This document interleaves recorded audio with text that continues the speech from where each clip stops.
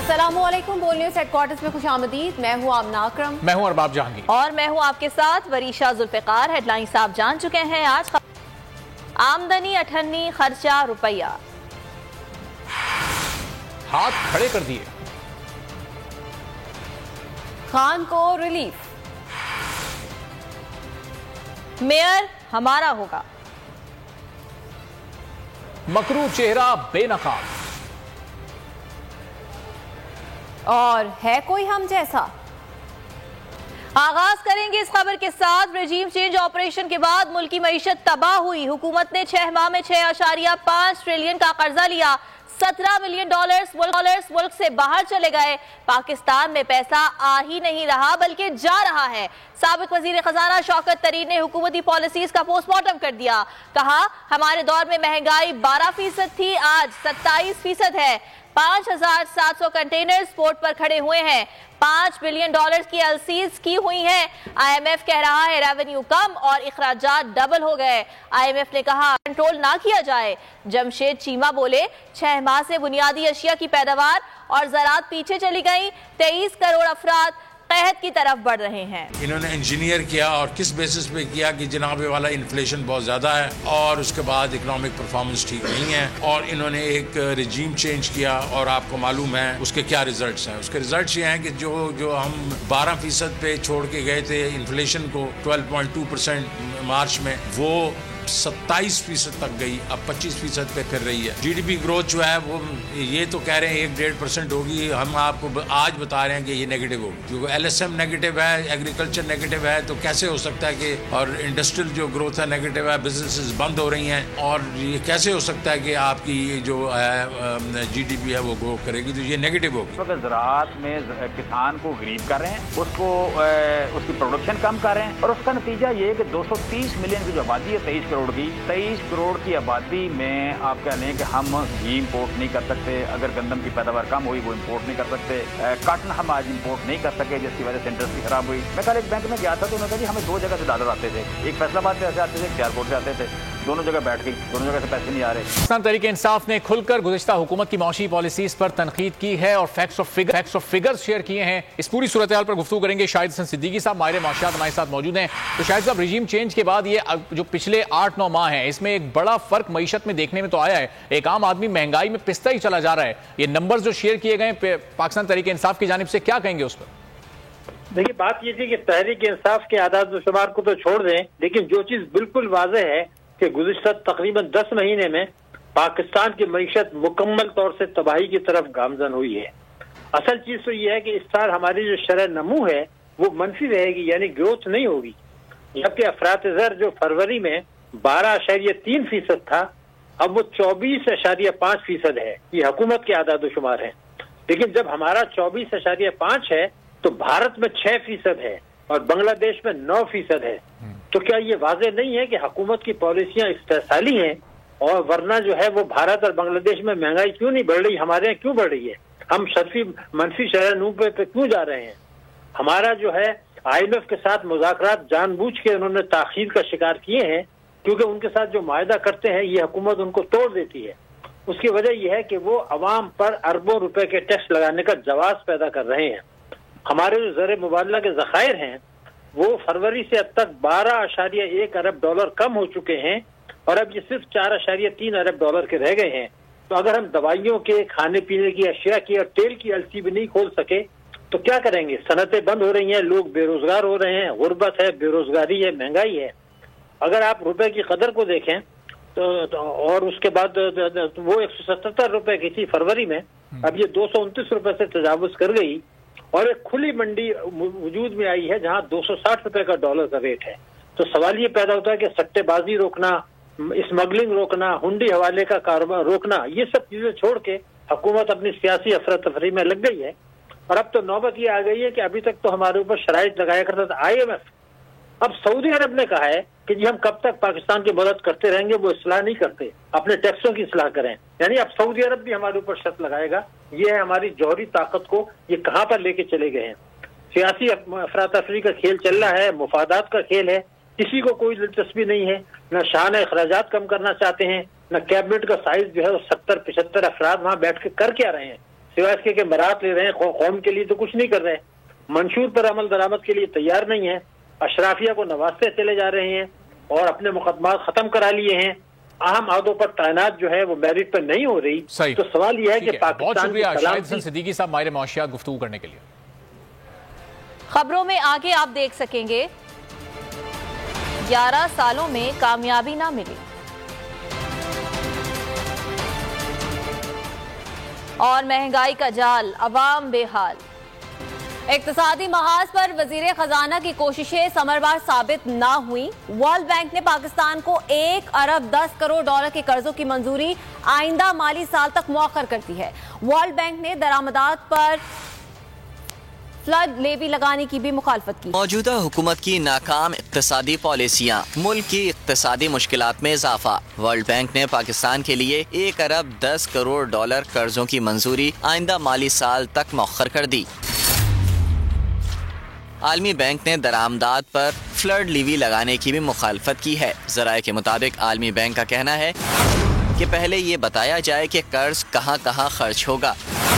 عالمی بینک کے مطالبات کا تعلق صوبوں سے ہے۔ کچھ دستاویزات کم ہیں جو صوبوں سے طلب کی گئی ہیں۔ پائیدار معیشت کے لیے لگ بھگ 45 کروڑ اور سستی توانائی کے لیے 60 کروڑ ڈالر کا قرض مؤخر کیا گیا ہے۔ اور پاکستان کی خراب معاشی صورتحال پر امریکہ بھی فکر مند۔ ترجمان امریکی محکمہ خارجہ نیڈ پرائس کا کہنا ہے پاکستان کو معاشی چیلنجز کا سامنا ہے، ہم واقف ہیں، پاکستان کو بہتر معاشی پوزیشن میں دیکھنا چاہتے ہیں۔ پاکستان کا معاشی بحران، امریکہ بھی صورتحال پر پریشان۔ ترجمان امریکی محکمہ خارجہ نیڈ پرائس کا کہنا ہے پاکستان کو معاشی چیلنجز کا سامنا ہے، ہم واقف ہیں، جانتے ہیں پاکستان IMF کے ساتھ کام کر رہا ہے، پاکستان کو بہتر معاشی پوزیشن میں دیکھنا چاہتے ہیں، جہاں ممکن ہو وہاں پاکستان کی سپورٹ کرتے ہیں۔ This is a challenge that we are attuned to. I know that Pakistan has been working with the IMF, with international financial institutions.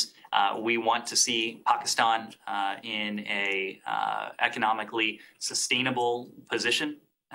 Those conversations, as I understand it, are ongoing. We are supportive where we can be. ترجمان نے کہا کہ دو طرفہ رابطوں میں مختلف موضوعات پر بات ہوتی ہے، پاکستان کے ساتھ تکنیکی نکات پر بات چیت ہوتی ہے، وزارت خزانہ، خارجہ دیگر پاکستان کے میکرو اکنامک استحکام پر بات کرتے ہیں۔ اور اب کچھ بات سیاسی معاملات کی۔ پنجاب میں اپوزیشن کے تاخیری ہتھ کنڈوں کے باعث نگراں وزیر اعلیٰ کے مشاورتی عمل تعطل کا شکار ہے۔ اپوزیشن نے پارلیمانی کمیٹی کے لیے 3 نام 22 گھنٹے تاخیر سے بھجوائے۔ اسپیکر آج 6 رکنی پارلیمانی کمیٹی کا نوٹیفیکیشن جاری کریں گے۔ 3 روز میں اتفاق رائے نہ ہونے پر معاملہ الیکشن کمیشن کے پاس چلا جائے گا۔ پنجاب میں اپوزیشن کے منفی حربے، نگراں وزیر اعلیٰ کے لیے مشاورت مسلسل تاخیر کا شکار۔ اسپیکر سبطین خان گزشتہ روز دن بھر اپوزیشن کے ناموں کا انتظار کرتے رہے۔ اپوزیشن نے 22 گھنٹے کی تاخیر سے رات 8 بجے نام بھجوائے۔ پارلیمانی کمیٹی کے لیے ملک احمد خان، ندیم کامران اور حسن مرتضیٰ کے نام تجویز کیے گئے۔ حکومتی اتحاد نے میاں اسلم اقبال، راجہ بشارت اور ہاشم جوان بخت کے نام دے رکھے ہیں۔ اسپیکر آج 6 رکنی پارلیمانی کمیٹی کا نوٹیفیکیشن جاری کر کے مشاورتی عمل کا آغاز کریں گے۔ کمیٹی کو 3 روز کے اندر نگراں وزیر اعلیٰ کے لیے کسی نام پر اتفاق کرنا ہوگا۔ مقررہ وقت تک فیصلہ نہ ہوا تو گیند الیکشن کمیشن کے کورٹ میں جائے گی۔ الیکشن کمیشن سے ریکارڈ ناموں میں سے کسی ایک کا انتخاب کرے گا۔ الیکشن کمیشن کا عمران خان کے 7 حلقوں سے کامیابی کا نوٹیفیکیشن جاری کرنے کا حکم۔ چیف الیکشن کمشنر کی زیر صدارت 5 رکنی کمیشن نے محفوظ فیصلہ سنا دیا۔ فیصلے کے مطابق عمران خان نے انتخابی اخراجات کی تفصیلات فراہم کر دی ہیں۔ الیکشن کمیشن نے کیس پر 20 دسمبر کو فیصلہ محفوظ کیا تھا۔ PDM کے لیے ایک اور بری خبر، عمران خان کامیاب ہوئے، نوٹیفیکیشن بھی جاری ہوگا۔ الیکشن کمیشن کا عمران خان کے 7 حلقوں سے کامیابی کا نوٹیفیکیشن جاری کرنے کا حکم۔ چیف الیکشن کمشنر کی زیر صدارت 5 رکنی کمیشن نے محفوظ فیصلہ سنا دیا۔ فیصلے میں لکھا گیا کہ عمران خان نے انتخابی اخراجات کی تفصیلات فراہم کر دی ہیں۔ اب تمام حلقوں پر کامیابی کا نوٹیفیکیشن جاری کیا جائے گا۔ 16 اکتوبر کو ہونے والے ضمنی الیکشن میں عمران خان N22 مردان، N24 Charsadda, N31 Peshawar, N108 Faisal آباد، N118 ننکانہ، N239 کورنگی سے کامیاب ہوئے۔ 30 اکتوبر N45 کرم کے مارکے میں بھی چیئرمین PTI فاتح قرار پائے تھے۔ الیکشن کمیشن نے عمران خان کی جانب سے کامیابی کے اخراجات کی تفصیلات جمع نہ کرانے پر نوٹس لیا تھا۔ केस पर 20 दिसंबर को फैसला महफूज किया गया था। अमन व अमान का मसला खराब नहीं करना चाहते, कब्जा किया जाएगा तो कब्जा छुड़ाने आएंगे। अमीर जमात इस्लामी कराची हाफिज नईम उर रहमान ने वाजे कर दिया, मुतालबा किया इलेक्शन कमीशन रिकाउंटिंग का तमाम मामला अपने हाथ में ले। हाफिज नईम ने कहा जायज हक मांग रहे हैं, अवामी मैंडेट पर डाका ना मारा जाए, कोई इज्जत से कबूल करे या ना करे, मेयर हमारा ही होगा। पोलिंग खत्म हुई, गिनती करो और जीत हार हो जाए। लेकिन पता ये चला जो गिनती की बुनियाद है फॉर्म 11 और फॉर्म 12 उसको प्रोवाइड नहीं किया जा रहा। क्या जस्टिफिकेशन है इस बात की कि फॉर्म 11 और फॉर्म 12 गिनती के बाद फराहम ना किए जा रहे हों, सिवाय इसके कि धांधली करनी है। मेरा पहला मुतालबा यह है कि जिन सीटों की हेयरिंग वहां पर होनी है उन सब के थैले भी मंगवाए जाएं ताकि इन आरओज के कब्जे से ये चीजें निकले जिसमें मैन्यूवरिंग हो रही है। इस वक्त फॉर्म 12 है, इसमें प्रिजाइडिंग अफसर के दस्तखत और मोहर के साथ जो मौजूद है इसमें 485 निकले, 261 पड़े हुए, लेकिन उसको 553 किया गया, लिफाफे से 457 बरामद हुए और फॉर्म 12 के मुताबिक 485 निकले।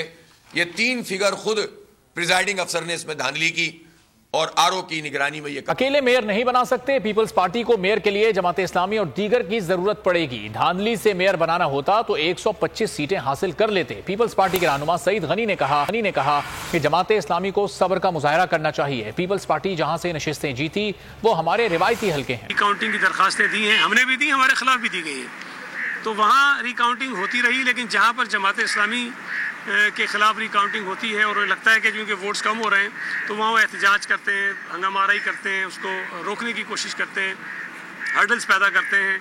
और कल तो एक बहुत अफसोसनाक वाक़या हुआ है कि एक हलके की रिकाउंटिंग जब हुई और पूरा दिन वो रिकाउंटिंग को रुकवाने की कोशिश करते रहे, हंगामाराई होती रही और बाद में जब रिकाउंटिंग मुकम्मल हो गई तो उसके बाद एक खातून रिटर्निंग अफसर हैं, उनके ऊपर हमला किया गया। तो मैं ये समझता हूँ कि हाफिज साहब को, जमात इस्लामी को सब्र का मुजाहरा करना चाहिए।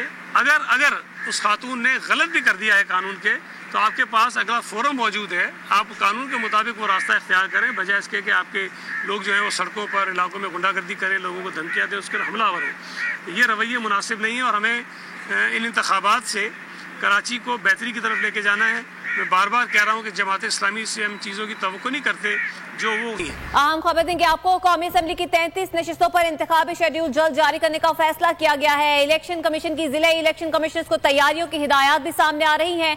33 नशिस्तों पर ज़िमनी इंतखाब में 3 अरब 30 करोड़ रुपए अखराजात आएंगे। अकील अहमद से मजीद तफसीलात जान लेते हैं। जी अकील, बताएगा इस हवाले से मजीद। कुल पीटीआई की जो 33 नशिस्तों को खाली करार दिया गया है, अब उस इलेक्शन कमीशन की जानिब से उन पर ज़िमनी इंतखाबात की तैयारी शुरू कर दी गई है और इलेक्शन कमीशन हुक्काम का ये बताना है कि 7 दिन के अंदर ज़िमनी इंतखाबात कराने के लिए जो है इलेक्शन कमीशन की तैयारियां शुरू कर दी गई हैं। इस हवाले से ज़िला इलेक्शन कमिश्नर्स को भी बाकायदा तौर पर हिदायत जारी कर दी गई हैं, जबकि इलेक्शन कमीशन के फाइनेंस बैंक की जानिब से भी जो ज़िमनी इंतखाबात पर अखराजात हैं उसका तखमीना जो है वो लगा लिया गया है। और ज़राए इलेक्शन कमीशन के मुताबिक जो कौमी असम्बली की 33 नशिस्तों पर ज़िमनी इंतखाबात में 3 अरब और 30 करोड़ रुपए के अखराजात आएंगे, जिसके हवाले से जो फंड की फराहमी के लिए इलेक्शन कमीशन हुकाम की जानिब से वजारत खजाना को इस हवाले से आगाह कर रहे थे। आपका बहुत शुक्रिया। साबिक वज़ीर दाखिला शेख रशीद ने ट्वीट किया है, उम्मीद है सुप्रीम कोर्ट से ओवरसीज पाकिस्तानियों को वोट का हक मिलेगा, आइंदा हुकूमत में ओवरसीज का कुलीदी किरदार होगा। शेख रशीद ने ट्वीट में ये लिखा है। आलमी बैंक ने पाकिस्तान के लिए 1.1 अरब डॉलर का कर्ज रोक दिया, एलसी खुल नहीं रही, गरीब आटे के थैले के लिए मर रहा है। शेख रशीद ये कहते हैं कि सिर्फ जल्द इलेक्शन ही इन सब का वाहिद हल है। इमरान खान ने सारी पार्टीज को चारों शाने चित कर दिया है। शेख रशीद अहमद की जानिब से ट्वीट किया गया है और उन्होंने इस उम्मीद का इजहार किया है कि सुप्रीम कोर्ट ओवरसीज पाकिस्तानीज को वोट का हक देगा। अगर आपको ये वीडियो पसंद आई तो लाइक पर क्लिक करें। 2022 बहुत सारे तोहफे भी देखे गया पाकिस्तान की आवाम को। पाकिस्तान की आवाम को एक तोहफा ये दिया कि आवाम को पता चल गया कि पाकिस्तान का मीडिया क्या है। साल 2022 में सबसे ज्यादा देखे जाने वाला चैनल बोल न्यूज रहा नंबर 1। हमने बहुत सारे शोज और ट्रांसमिशंस की, पूरा साल मुसलसल जदोजहद में निकल गया कि ये वोट ऑफ कॉन्फिडेंस के पीछे कौन लोग थे। तोड़े रेटिंग के सभी रिकॉर्ड। सोशल मीडिया पर भी सबसे ज्यादा तेजी से 2.4 बिलियन व्यूज का संगे मील अबूर किया। एंकर्स को भी आवाम में सबसे ज्यादा मकबूलियत मिली और सोशल मीडिया पर भी बोल रहा सब पर भारी। सब्सक्राइब करें और बेल दबाएं ताकि कोई खबर रह न जाए।